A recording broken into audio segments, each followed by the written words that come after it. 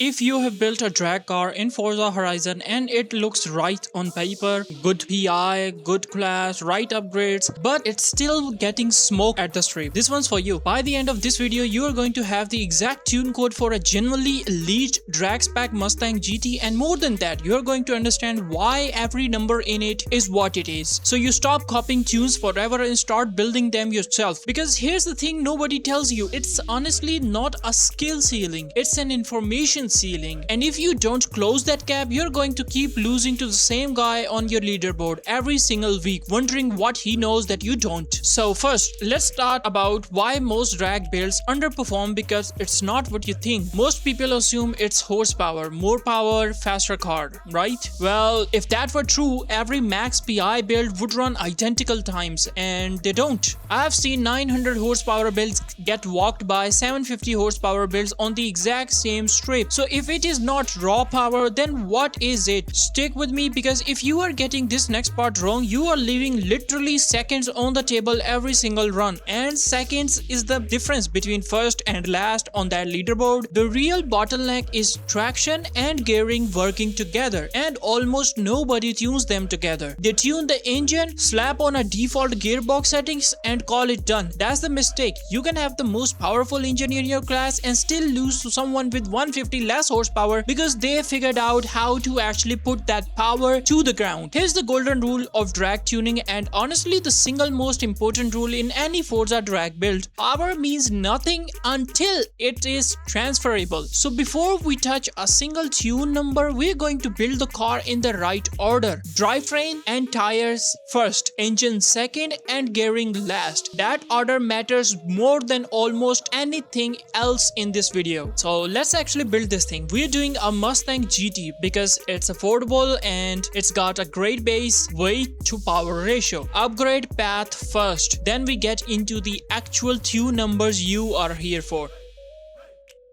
Convert to all-wheel drive if your build allows it, or stick with a rear-wheel drive system with a wide rear if you're going for the class legal drag racing. We are doing an all-wheel drive for this build because at this power level, rear-wheel drive is going to struggle to put it down clean. And remember what we just said about traction being the whole game? Most people actually know about the drag compound, so if you're running street tires on a serious drag build, you've already lost before the tree even counts down. While we are on the topic of getting the fundamentals right before you touch the fancy stuff, I have got a full road racing tune breakdown where I go through these settings almost everyone gets backwards. ARBs, damping, gearing, the whole setup explained the same way. Numbers on screen the whole time. If drag isn't your only thing, that one's worth a watch after this.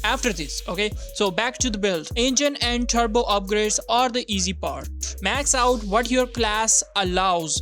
Listen closely and pay attention. I said class, but here's where people mess it up. They take a B class car all the way to up to S2 class and they wonder why their car is not behaving like a good car. And on top of that, they are going to max the engine and leave the gearing on whatever the game auto selects. And auto gearing is honestly just... it's not built for a serious drag run. It's built to be safe and generic. It is the single biggest gap between an okay build and an elite one. So here's what we are doing instead. Final drive around 3.2 and then individual gear ratios put tied together first, second and third specifically. Now, I said about the final drive, this can actually change depending on the car, but what you have to look for is that your graph looks something like this. Alright, because that's where wheel spin kills your ET, and progressively longer through the top gear so you're not bouncing off the limiter right before the finish line. That's the part almost nobody explains, and it is the part that actually wins races. This is the single most golden thing I just told you. This is the part you actually came for. Full tune code every number on screen right now. Before I show it, one more thing that matters more than people think. Tire pressure. Yes, I know it sounds small, It's not small. Run your fronts and rears too high and you are literally throwing away grip off the line, which means you are throwing away everything we just talked about. So here's the full build.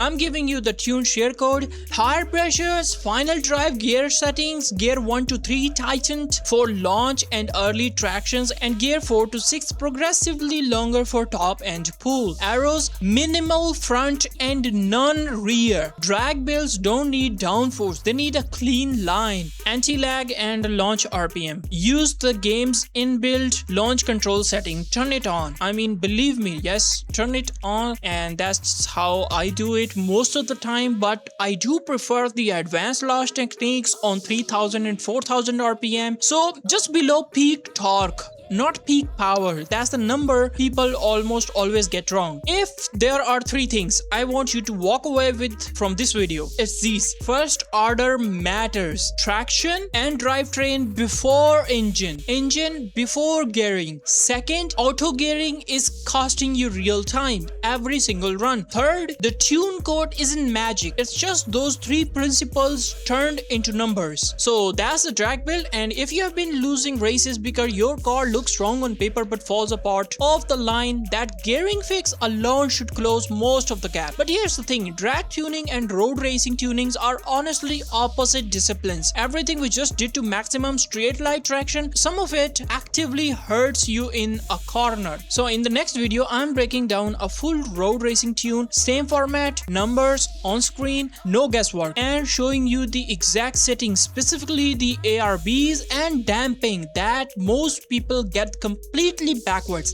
If you want your car to be just as dangerous in the corners as it is in a straight line, that one's next.